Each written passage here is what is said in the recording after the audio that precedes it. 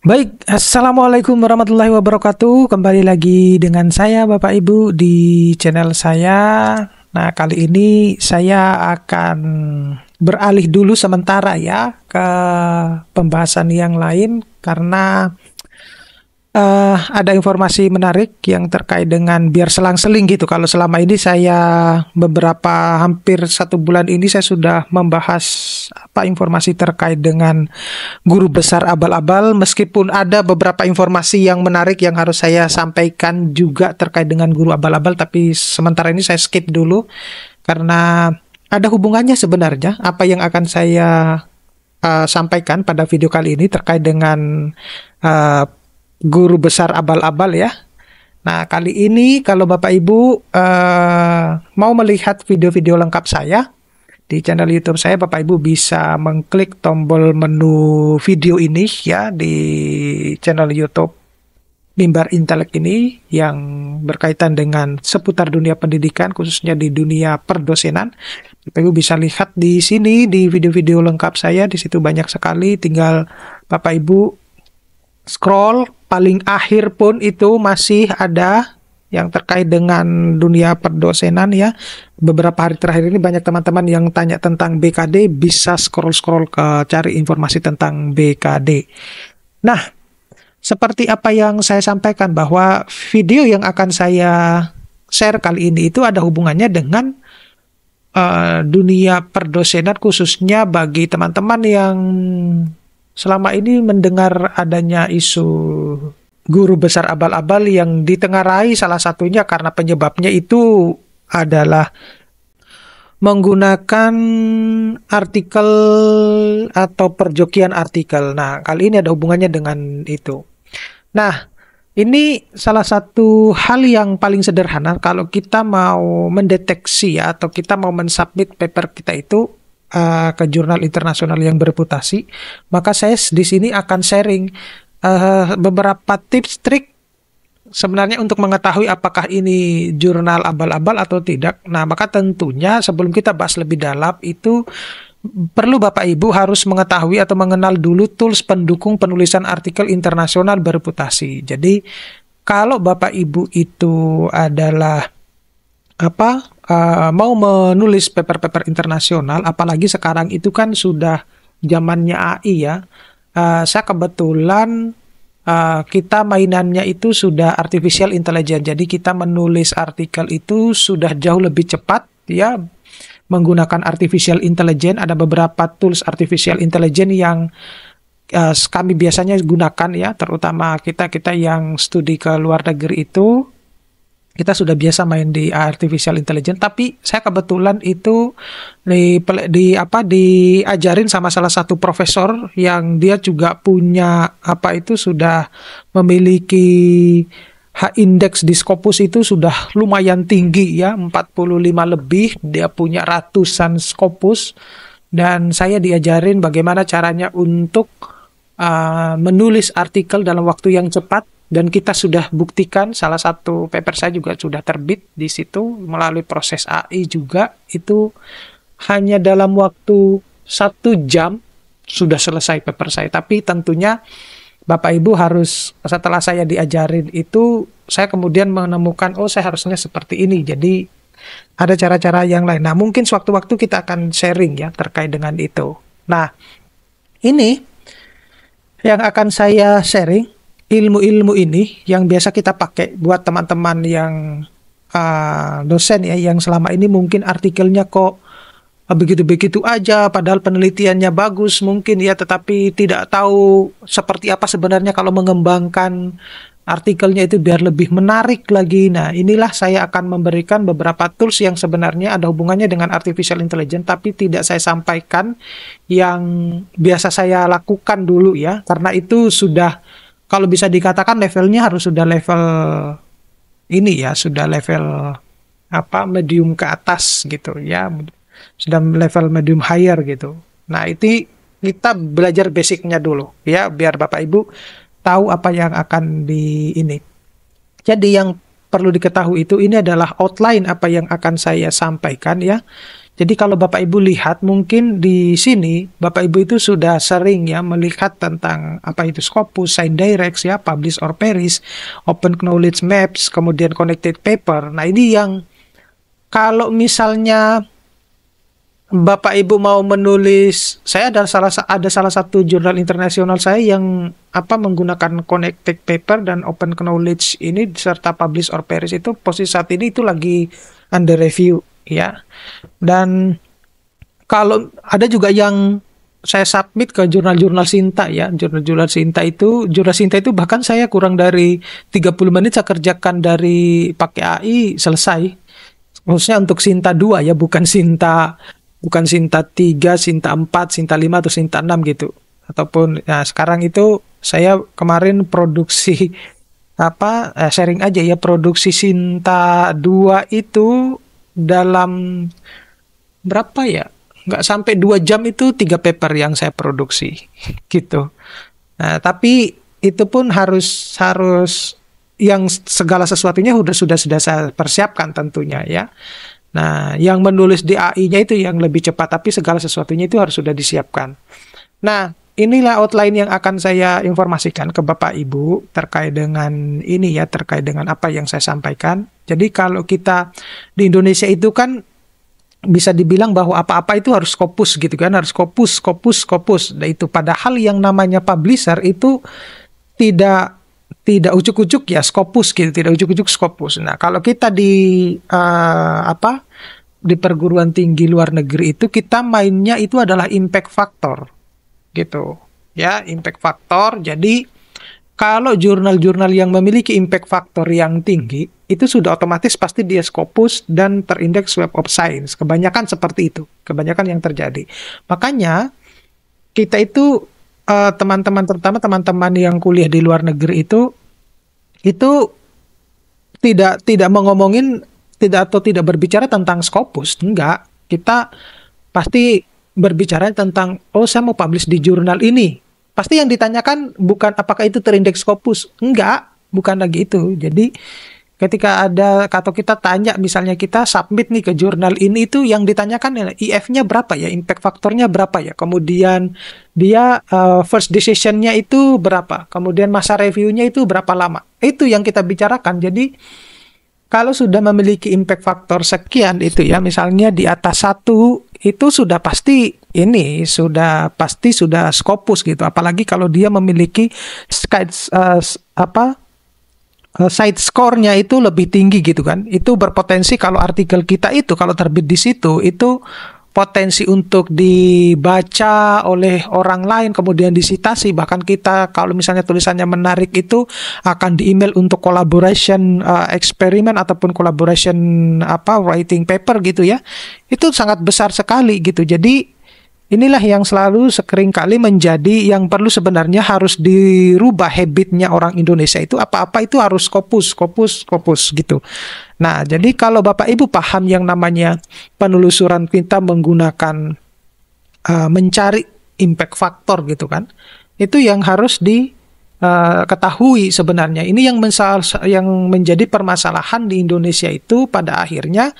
Banyak yang teman-teman dosen itu terjebak di jurnal-jurnal yang tergolong jurnal predator gitu. Pada akhirnya semacam itu. Padahal kalau kita Bapak Ibu, saya kasih clue-nya ya. Ketika kita publish di jurnal internasional bereputasi ya, yang memiliki impact factor, katakanlah saya menyebutnya 3 ke atas ya, jangan 1 sampai 2 karena 1 sampai 2 itu kebanyakan berbayar. Ya, tapi kalau kita misalnya yang 3 ke atas gitu, itu sudah gratis gitu. Hanya saja triknya ada biar kita publish itu secara gratis gitu. Nah, itu yang kemarin itu banyak saya di DM sama teman-teman di Instagram saya, "Ayo Pak, kapan ini memberikan kita pelatihan untuk menulis artikel di jurnal internasional bereputasi pakai AI gitu, kemudian bisa gratis gitu." Nah, ada yang komentar di channel YouTube saya itu, saya mau publish di Journal Water of Process Engineering gitu, Journal of Water Process Engineering atau JWPE ya. Itu dia bilang mahal banget. Saya bilang, loh, saya 2 bulan kemarin publish di situ gratis. gitu. Silakan aja cek di Google Scholar saya itu. Itu publish di situ gratis gitu. Ngapain harus bayar? Gitu. Di akhirnya loh caranya gimana? Ya ada caranya. Gitu. Sebenarnya ya itu tadi mungkin apakah Bapak Ibu itu ketika mengikuti workshop penulisan artikel itu apakah itu disampaikan gitu. Yang sebenarnya Bapak Ibu itu mungkin ya memiliki penelitian yang bagus, tapi eksekusinya itu yang kurang gitu, yang menjadi permasalahan. Jadi ketika kita submit ke jurnal yang tergolong misalnya yang impact faktor tinggi, itu ada nilai keseriusan Bapak Ibu, termasuk di dalam menampilkan grafik data kita, kemudian cara kita menulis, itu ada nilai keseriusan gitu. Jadi mungkin meskipun Bapak Ibu itu punya penelitian yang bagus, tetapi kalau diolahnya tidak begitu bagus, tidak begitu serius, ya first decision-nya langsung di-reject gitu, langsung ditolak gitu. Jadi padahal itu kalau misalnya ditelaah lebih bagus ya, didesain lebih bagus lagi, nah itu lebih bagus. Nah, melalui AI, Artificial Intelligence itu setidaknya itu akan memperbaiki tata cara Anda menulis. Jadi apa yang nanti kalau misalnya waktu saya sudah agak luang gitu ya, yang akan saya berikan itu bukan perjokian, bukan, tapi tetap Bapak Ibu yang mengerjakan sendiri. Saya itu hanya cuma membimbing, semestinya itu tools harus yang digunakan itu seperti ini. Harusnya seperti ini. Kemudian target jurnalnya itu harus seperti ini kalau melihat datanya. Kemudian metodologinya harus seperti apa. Itu hanya cuma itu saja yang saya lakukan. Tapi selebihnya kalau misalnya Bapak Ibu katakanlah, saya nggak punya kepercayaan diri terhadap bahasa Inggris saya. No, Bapak Ibu, bukan zamannya lagi. Siapapun kalau misalnya dia tidak punya bahasa Inggris yang bagus, asalkan dia tahu menulis pakai bahasa Indonesia dengan benar, tahu subjek, predikat, objeknya, tahu mana harus menggunakan kalimat aktif, mana menggunakan kalimat pasif, tulis aja dulu pakai bahasa Indonesia. Nanti misalnya saya sudah punya waktu gitu, saya bantu untuk mengecekkan bahasa Inggrisnya seperti apa biar cepat menulis pakai bahasa Inggris. Kemudian kita masukkan ke tools AI, langsung tools AI-nya yang memperbaiki semuanya. Bapak Ibu tinggal sambil minum kopi pun, sambil main game pun bisa gitu. Tetapi semuanya kalau mau lebih cepat seperti apa yang saya bilang, misalnya hanya dalam waktu 1 jam atau kurang, segala sesuatu yang diperlukan itu harus sudah dipersiapkan. Termasuk Bapak Ibu sudah smoothing data. Mungkin Bapak Ibu ini ya jarang mendengar istilah itu ya, smoothing data, kemudian ada referensi yang sudah dipersiapkan ya, kalimat yang sudah dipersiapkan dengan nggak usah terlalu banyak, yang penting Bapak Ibu tahu yang namanya tujuan, skopnya ya, nggak usah mikirin novelty, dia akan muncul sendiri gitu. Jadi Bapak Ibu nggak perlu harus ini. Nah, ini ya yang Scopus tadi. Kemudian, nah bagaimana caranya sebenarnya kalau kita mau mencari Scopus? Scopus pun itu sebenarnya sudah ada Scopus AI ya. Scopus AI. Jadi di Indonesia itu sepertinya isu terkait dengan artificial intelligence itu belum terlalu belum terlalu booming gitu. Masih ada yang ragu-ragu apakah bisa gitu. Padahal di jurnal-jurnal internasional bereputasi yang memiliki impact faktor tinggi itu, yang gratis itu justru menyarankan kalau Anda menggunakan AI itu ada form yang harus kita isi, ada surat pernyataan yang harus kita isi. Jenis AI-nya itu apa, tujuan menggunakan AI itu untuk apa. Yang dilarang itu adalah Anda menggunakan AI itu untuk menganalisis data, itu dilarang keras. Itu tidak boleh. Gitu. Itu dilarang. Tidak boleh. Jadi tetap harus kelihatan natural gitu ya. Nah, itu yang ini. Tetapi kalau untuk misalnya memperbaiki tata tulis bahasa, yang diperbolehkan gitu, diperbolehkan. Nah, ini scopus.com, Bapak Ibu bisa klik di Google ya. Saya sudah terus terang ya, kita yang di studi di luar negeri itu sudah jarang sekali menggunakan Google. Semuanya sudah pakai AI. Mencari informasi tentang jurnal pun itu sudah pakai AI.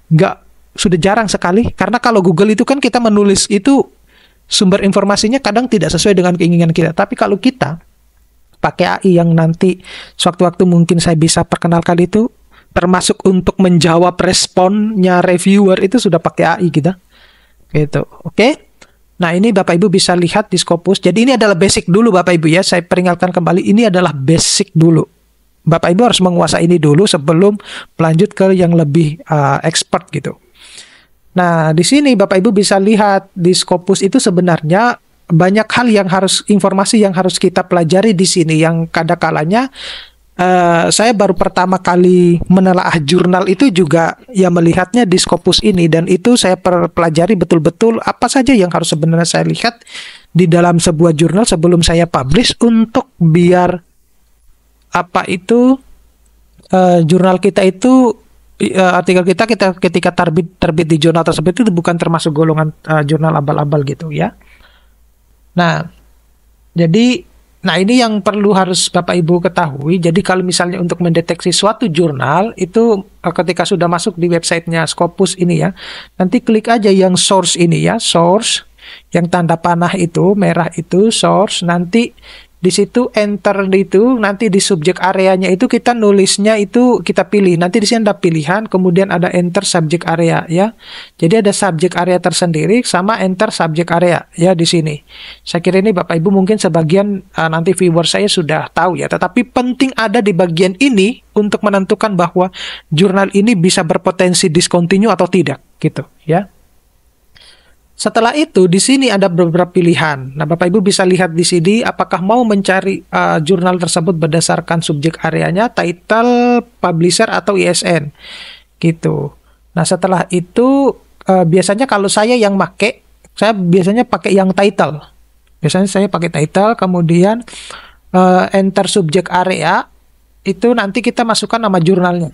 Di sini ya, nanti kita masukkan nama jurnalnya. Ada kalanya Bapak Ibu, ketika misalnya kita copy paste di sini itu tidak muncul. Jadi triknya itu adalah kita arahkan kursornya ya. Kemudian mungkin kita hapus salah satu huruf, itu nanti dia akan muncul. Itu kalau misalnya jurnalnya memang dia terindeks Scopus gitu ya. Nah, setelah itu di sini kita banyak pilihan ya, tetapi kalau saya tidak seribet ini gitu ya. Tidak seribet ini harus memilih dia termasuk bidang apa. Ini kalau misalnya mungkin salah satu cara beberapa teman yang mencari jurnal ya di sini. Nah, saya kalau misalnya mau cari jurnal itu, saya lihat misalnya saya download salah satu jurnal yang memiliki impact factor tinggi yang sesuai dengan keilmuan saya langsung ke daftar pustakanya itu. Di situ kan jelas ya ada nama jurnal ya. Udah saya mencarinya dari situ saya. Jadi saya buka one by one setiap jurnal yang saya target, kemudian saya lihat dia punya impact factor seperti apa, kemudian kira-kira dalam terbitan terakhir itu seperti apa sih ritmenya, permainannya, isi artikelnya seperti apa. Itu yang saya biasanya pelajari. Kalau misalnya saya menemukan bahwa wah ini kayaknya cocok nih buat artikel saya ini, meskipun di scope jurnal kita tetap harus membacanya ya, melihatnya sekilas gitu ya, bukan sekilas tapi mempelajarinya betul-betul. Kemudian nanti ini ada apply ya, kalau kita sudah melihat ya, dia kalau yang dicontohkan ini kan ya agronomi ya. Jadi ya semua terkait dengan agronomi dia akan keluar tuh jurnalnya gitu. Nah, setelah itu hal yang paling penting itu adalah, nah kalau Bapak Ibu misalnya mengklik salah satu jurnal ini ya, di situ akan keluar nih. Di situ kan dia tersedia open access ya. Open access ini berarti dengan kata lain kita harus bayar ya. Harus bayar ini kalau yang semacam ini. Jadi Bapak Ibu harus hati-hati ini yang kayak gini.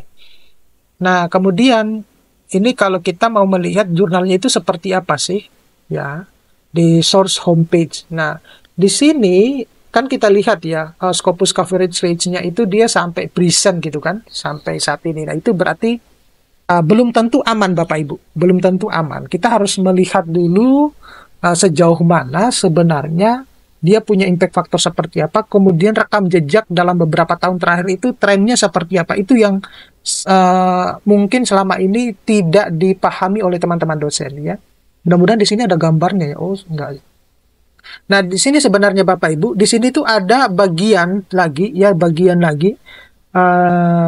Scopus coverage-nya ya.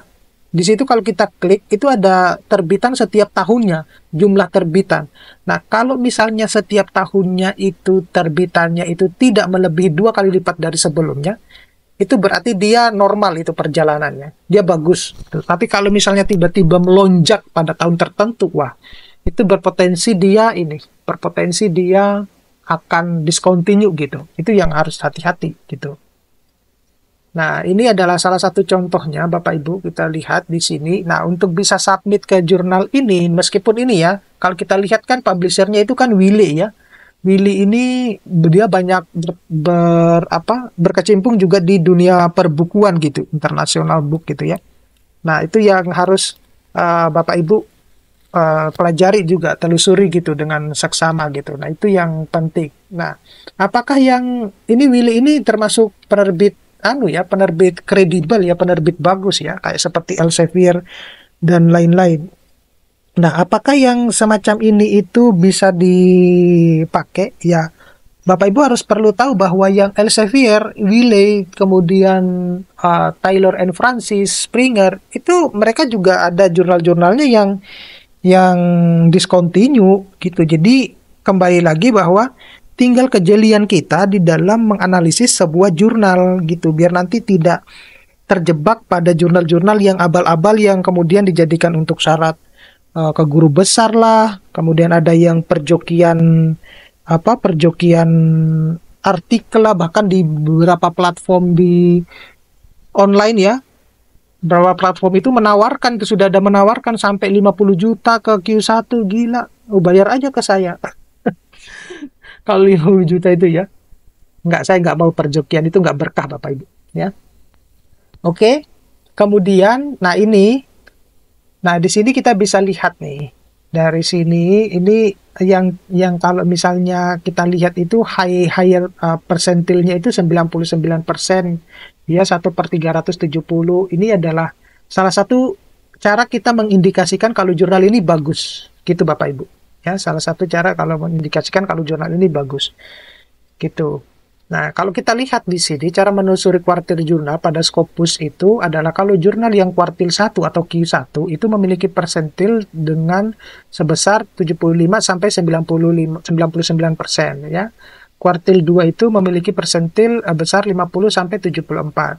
Nah, yang berpotensi seringkali terjadi jurnal kemudian didiscontinue oleh Scopus itu adalah di kuartil 3 dan kuartil 4 ini Bapak Ibu. Nah, jadi Bapak Ibu semestinya harus sudah punya pola pemikiran bahwa jangan lagi berpikir bahwa pokoknya harus Q1, Q2, Q3, Q4. Enggak, cari sekarang yang impact factor deh Bapak Ibu. Ya, impact factor di atas 3 ke atas. Gitu. Ya. Sudah harus dirubah mindsetnya. Gitu ya Bapak Ibu. Oke.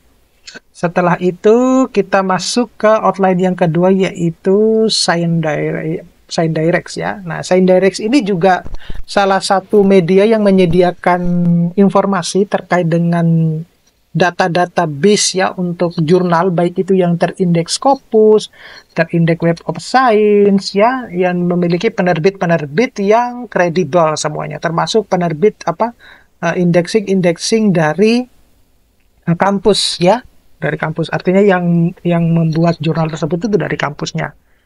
Nih. Jadi biasanya kalau universitas yang sudah berlangganan ScienDirect ataupun Web of Science ya tentunya sudah sangat familiar sama ini ya. Kalau mau mencari ini isinya seperti ini ya awal-awalnya. Kemudian kita sudah akan sedikit masuk ke mengarah ke AI ini ya, Publish on Paris ya.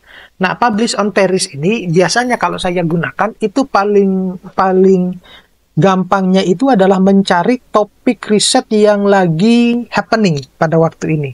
Ya gitu. Jadi datanya saya kumpulkan dari 2 jurnal, dari sumber database ya. Yang pertama itu dari ScienDirect ataupun dari Scopus ya. Kemudian ada yang dari Web of Science ya. Saya tidak selalu mengambil yang dari Google Scholar gitu atau PubMed yang lain, karena biasanya absurd kalau mereka ya, artinya apa yang sudah ada di Scopus, di ScienDirect pasti sudah ada di Google Scholar gitu.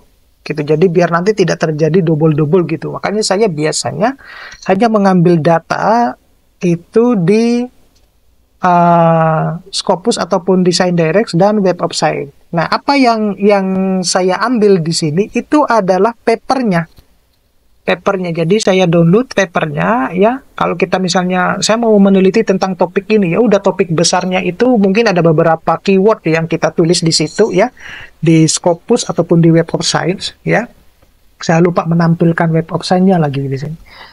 Nah, itu baru nanti kita download tuh semuanya. Nanti kita masukkan di aplikasi ataupun di software Publish or Perish. Nah, nanti di situ dia akan ngerender sendiri, membentuk sebuah mapping yang kalau misalnya semakin kecil mappingnya itu menandakan bahwa topik riset tentang itu lagi jarang sekali digunakan dan kita berpotensi untuk menghasilkan sebuah novelty yang bagus di situ ya, di suatu penelitian tersebut. Nah, itu yang biasanya digunakan dan hasil mappingnya itu bisa kita submit di di jurnal gitu ya, di jurnal. Nah, kebetulan salah satu jurnal internasional saya yang lagi under review itu saya menggunakan ada yang ilustrasi gambarnya itu adalah yang dari Publish or Perish gitu ya. Yang kalau Bapak Ibu lihat outputnya kemudian adalah bibliometrik. Nah, itu. Tuh. Ya. Jadi dia akan mencari topik ini itu dia hubungannya dengan ini, kemudian dia bulatannya masih kecil gitu-gitulah. Ya. Nah, ini secara garis besar gambarnya seperti ini. Jadi Bapak Ibu bisa mengambil basic information ya, atau database-nya itu dari sini. Tapi saya biasanya tidak mengklik langsung ini. Saya mencari karena kebetulan di kampus saya itu dia berlangganan ScienceDirect dan Web of Science. Ya, saya ngambilnya langsung dari situ. Nah, yang menjadi pertanyaan adalah bagaimana kalau kita tidak memiliki atau tidak berlangganan ini? Bapak Ibu bisa ini kok, bisa mau pakai yang Google Scholar ya tidak apa-apa, atau bisa beli untuk berlangganan ScienceDirect ataupun Web of Science ya. Di Shopee itu ada gitu. Ya, untuk yang private gitu dalam 1 tahun aja gitu, nggak apa-apa gitu. Nah, atau bisa misalnya sharing sama teman-temannya gitu. Jadi bisa untuk pakai satu akun gitu ya. Tapi sharing itu lebih bagus untuk hanya untuk misalnya mencari basic information gitu berdasarkan topik riset kita. Nah, ini secara garis besar. Kemudian kita pakai yang Open Knowledge Map. Nah, Open Knowledge Map ini yang kemarin saya pakai di hasil mappingnya itu di Sinta 2 gitu, Sinta 2, dan hanya cuma nggak sampai seminggu itu sudah dikembalikan ke saya untuk memperbaiki tulisan saya, dan itu hanya cuma tiga komentar. Itu pun yang 3 itu satunya itu hanya karena 2-nya itu referensi yang mereka menginginkan referensinya itu harus minimal 10 tahun terakhir. Sedangkan yang satu dia hanya cuma menyuruh saya untuk menambahkan informasi terkait dengan mapping ini. Gitu. Nah, prediksi saya sepertinya yang nge-review itu tidak paham tentang Open Knowledge Map. Nah, ini prediksi saya. Udah, karena kita harus mengapresiasi orang yang sudah mereview artikel saya. Ya udah, saya hanya cuma menambahkan sedikit informasi terkait mapping yang berdasarkan dari hasil riset saya gitu aja. Nah, sebenarnya untuk apa sih sebenarnya mapping ini? Jadi mapping ini juga sedikit mirip dengan dengan Publish and Perish gitu. Cuma di sini itu yang muncul itu adalah nama-nama penulis gitu, nama-nama. Nah, kalau Publish and Perish itu kebanyakan yang muncul itu adalah topik riset. Jadi topik besarnya gitu ya. Nah, sedangkan itu nama-nama penulis. Jadi kenapa kok hanya dalam waktu kurang dari 1 minggu dia sudah memberikan feedback ya, kebanyakan itu karena menurut saya riset itu saya menampilkan sesuatu hal yang serius dan mungkin dia belum pernah menemukan itu di jurnalnya selama ini. Jadi membuat editorial boardnya itu tertarik tuh dengan penelitian saya gitu. Dan kebetulan prediksi saya aja, ini sepertinya orang yang nge-review artikel saya itu tidak begitu paham mungkin dengan Open Knowledge Map ini ya gitu. Tapi kita sama-sama belajar karena minor revision ya, hanya cuma minor revision itu tadi 3 doang. 2-nya itu adalah hanya cuma di referensi, satu dia hanya cuma saya memberikan informasi tambahan di Open Knowledge gitu doang. Itu. Nah, ini semacam ini Bapak Ibu basicnya ya, kalau mau buka yang ini Open Knowledge Mapping ini nanti keluarnya semacam ini gitu. Ada juga yang satu gitu, ada juga yang satu sebenarnya. Nah, kalau semakin ini Bapak Ibu ya, yang satu yang satu itu ada nanti di next berikutnya. Ini itu yang ini itu semakin besar bulatannya Bapak Ibu, itu semakin menandakan bahwa topik itu sudah lebih banyak dibahas. Nah, untuk mengetahui kira-kira gap riset ataupun novelty dari riset saya itu seperti apa, itu agak susah. Nah, oleh karena itu Bapak Ibu harus mencari yang bulatan-bulatannya yang masih kecil gitu. Nah, itu yang ini. Nah, kemudian ini yang connecting paper. Nah, ini yang saya pakai kemarin juga di Sinta 2 itu ya, connecting paper ya.